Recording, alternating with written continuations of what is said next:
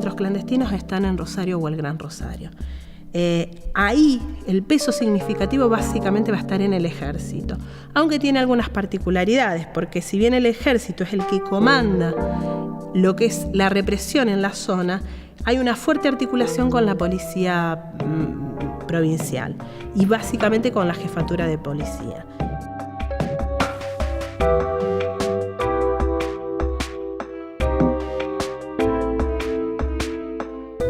Si nosotros miramos el organigrama de lo que son los centros clandestinos en Rosario, tenemos las quintas, las llamadas quintas, la quinta de Funes, la Calamita, la intermedia, un poco más lejos, lo que son las dependencias militares, pero el centro clandestino quizás de mayor envergadura, porque es donde pasan más militantes, es el Servicio de Informaciones y depende de la jefatura de policía.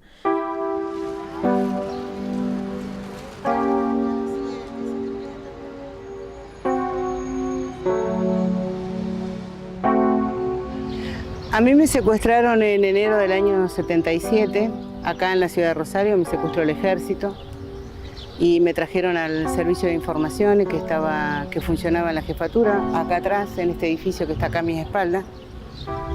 Ahí pasé por la situación que pasamos todos los compañeros, los golpes, las torturas, con el adicional que tuvimos las mujeres, que fueron las violaciones.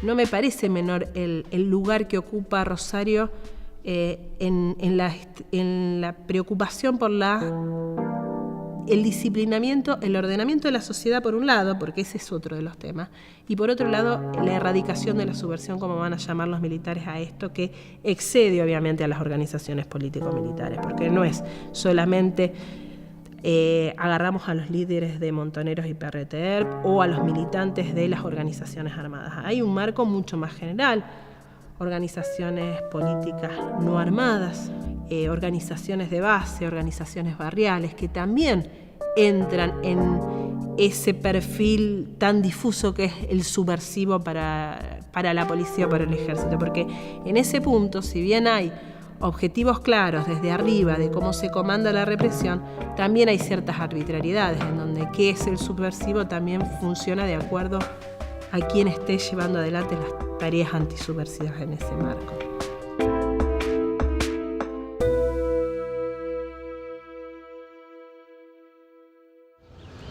Cuando a mí me trajeron acá al Servicio de Informaciones en enero del año 77, ahí me encontré con Alicia Tierra,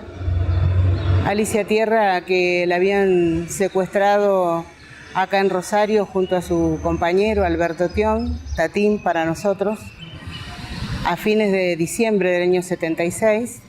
A mitad de enero del año 77, una noche, la escucho a Alicia que me grita: negra, me están llevando, y la verdad es que no pude hacer nada por ella. Todos estos años de mi vida me pasé buscándola.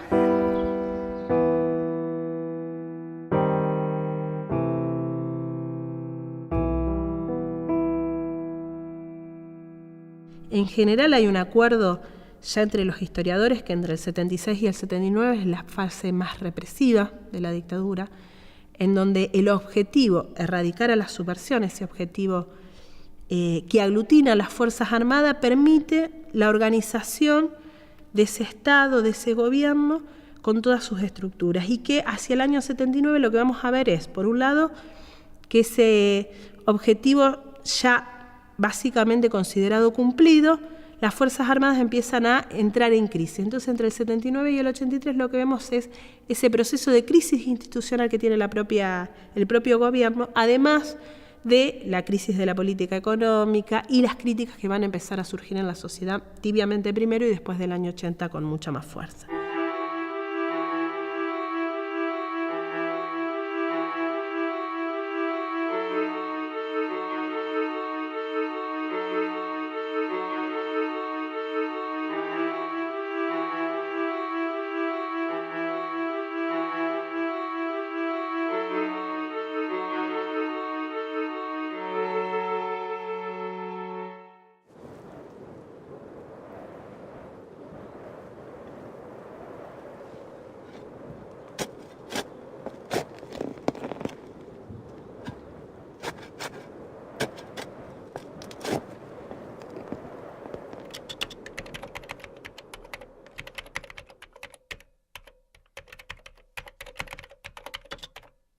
La etapa de investigación preliminar es una de las partes fundamentales de nuestro trabajo. En la etapa de investigación preliminar es donde nosotros reconstruimos, digamos, todos los hechos y todas las historias de cada una de las víctimas.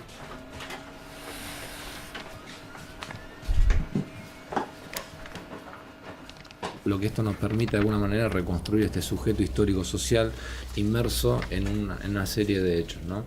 Y a través de libros de registro cementerio, registro civil, partes de inteligencia, causas judiciales, testimonios de sobrevivientes, entrevistas con la familiar y demás, es donde nosotros tratamos de ir sistematizando y organizando toda esta información para poder reconstruir tanto los hechos como estos sujetos históricos sociales y qué fue de ellos, digamos, cuál fue el destino final que tuvieron ellos.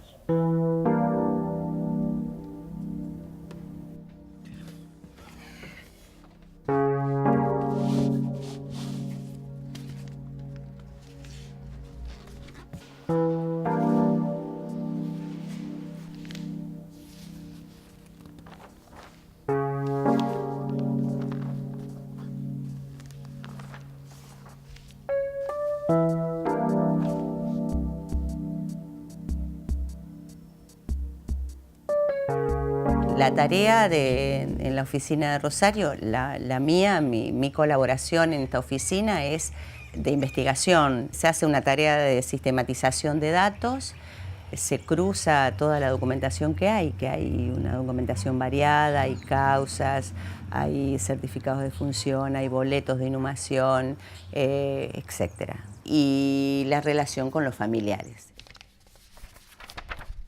No recuerdo si fue, creo que en el 2011, se logró recuperar de la División de Criminalística de la Policía de la Provincia de Santa Fe una gran cantidad, aproximadamente unos 200 prontuarios de personas fallecidas.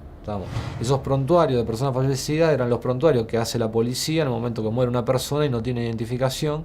Lo que hacen es tomar huellas dactilares. Entonces, a través de la recuperación de esta fuente documental se logró conocer la identidad de muchas de las personas que habían sido inhumadas como NN en diferentes lugares.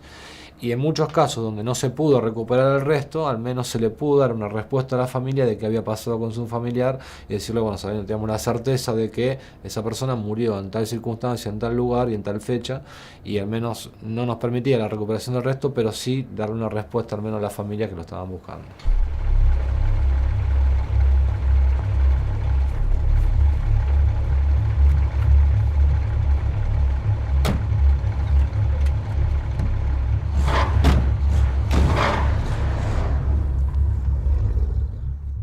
Nosotros trabajamos en función del hecho, es decir, nosotros le llamamos las caídas, es decir, cómo se produce el hecho, y desde ahí arrancamos en un cruce de información que puede ser documental o testimonios orales que nos llevan a la hipótesis más cercana del destino final de cada uno de los compañeros, de cada uno de los hechos producidos.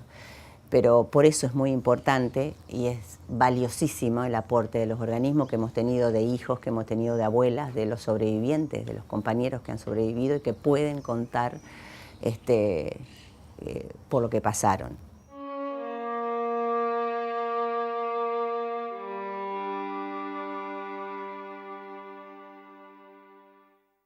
La llegada de la fiscal Mabel Colalongo a Rosario hace a que se hagan un montón de trabajos más de excavación y puntualmente tiene uno de los trabajos que creo que fue, digamos, uno de los más importantes en esta región, que fue el Cementerio de la Piedad, digamos. Es el hito porque sabíamos nosotros por investigación de que muchas de las personas asesinadas en los supuestos enfrentamientos y demás habían sido inhumadas como en el Cementerio de la Piedad.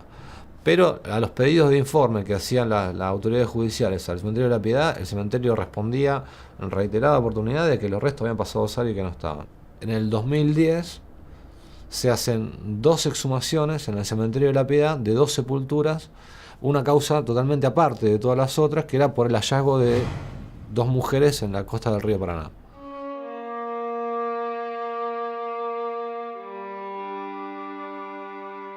Aparecen en un juzgado 2 informes de autopsia hechos sobre 2 cuerpos NN que aparecieron en septiembre del 76, con un día de diferencia, 10 y 11 de septiembre, que aparecen en el río Paraná. los cuerpos son rescatados por prefectura e inmediatamente se les realiza la autopsia, pero con designación NN. Uno de esos restos pertenecían a Isabel Carlucci, o sea, a mi mamá. Al tener estas dos identificaciones en dos sepulturas que habíamos abierto en La Piedad, digamos, se hacía prácticamente insostenible no avanzar en el resto de la sepultura. Bueno, presentamos un informe, digamos, con el relevamiento de toda la documental del cementerio, donde se seleccionaron de alguna manera aproximadamente 120 sepulturas que correspondían a personas, digamos, no identificadas, inhumadas en los sectores de tierra gratis, digamos, del cementerio, que son básicamente Solar 73, 74 y 75, y que en muchos de esos casos la causa de muerte era muerte violenta. Nosotros exhumamos más de 300 cajas con restos. Los restos en muchos casos estaban, digamos, mezclados.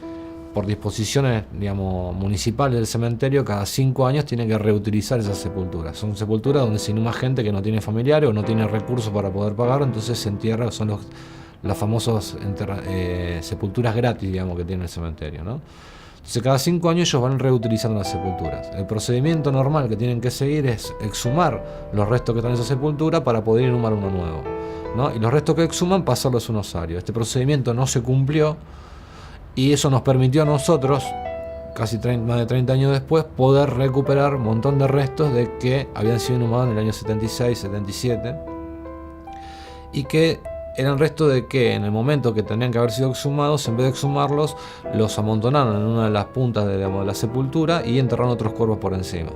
Este procedimiento se repitió unas 6-7 veces en cada una de esas sepulturas, por lo tal, cada sepultura que abríamos llegamos a encontrar a veces hasta 6 o 7 individuos distintos en esa sepultura, y muchos de estos estaban mezclados, por lo cual nosotros recuperamos no fueron esqueletos completos, sino que conjuntos de huesos que después fueron siendo analizados en el laboratorio y tratando de armar, digamos, por diferentes, digamos, técnicas antropológicas y genéticas, ir conformando los esqueletos de estas personas que nosotros estábamos buscando.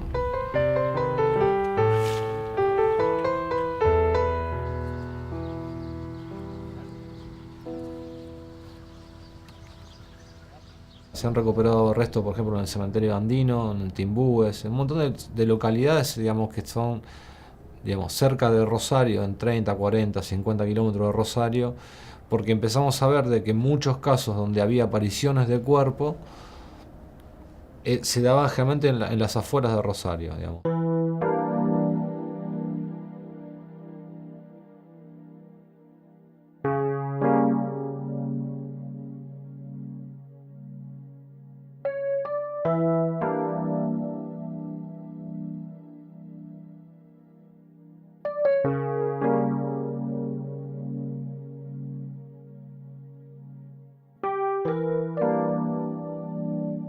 O sea, lo que estamos haciendo ahora es la parte, de alguna manera, no final, pero posterior a la investigación preliminar, a la parte de exhumación o excavación arqueológica, es el análisis de los restos. O sea, los restos ya están analizados, lo que estamos haciendo ahora es una pericia. Particularmente este caso es una pericia sobre causa y modo de muerte que se enfoca en lo que son las lesiones que nosotros decimos perimortem, alrededor del momento de la muerte o aquellas que ocasionan la muerte del individuo. Entonces, lo que hicimos antes era desplegar los restos en posición anatómica, sacar las fotografías, y ahora estamos describiendo detalle por detalle cada una de las lesiones que observamos.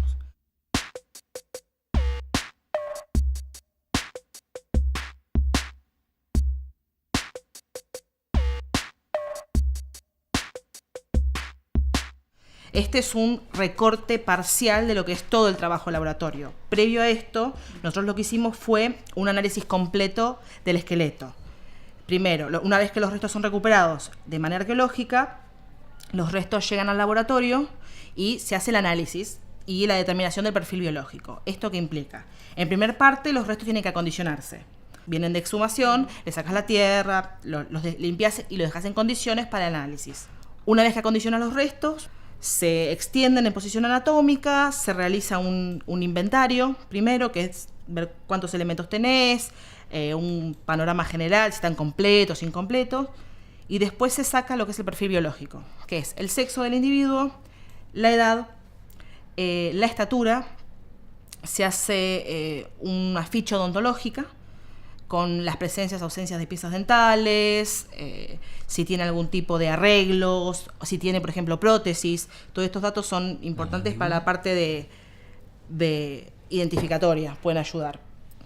Lo que observamos en este caso es el cráneo se encuentra multifragmentado y tiene una lesión que nosotros determinamos lesiones perimortem, que son aquellas ocasionadas alrededor del momento de la muerte, y tiene una lesión de forma circular, que acá nosotros vemos un bisel, que nos indica que es una lesión por proyectil de arma de fuego. Este caso viene de un contexto de lo que nosotros decimos restos mezclados, es decir, estaba en una sepultura con pérdida del contexto original y mezclado, estaba desarticulado y estaba junto con otros huesos de otras personas. Entonces lo que pasa a nivel del estudio antropológico es que se limita mucho a la hora de asociar con los restos. Entonces uno tiene menos herramientas porque se perdió el contexto original, que es por lo cual la importancia de la excavación arqueológica. Cuando me quedo sin herramientas antropológicas, lo que tengo que es apelar al ADN. No es sencillo extraer ADN de hueso, o sea, no es que uno manda el hueso y enseguida hacen el estudio de ADN y sale enseguida. Es bastante complicado porque tiene que tener un perfil completo, etc. Cuando llegan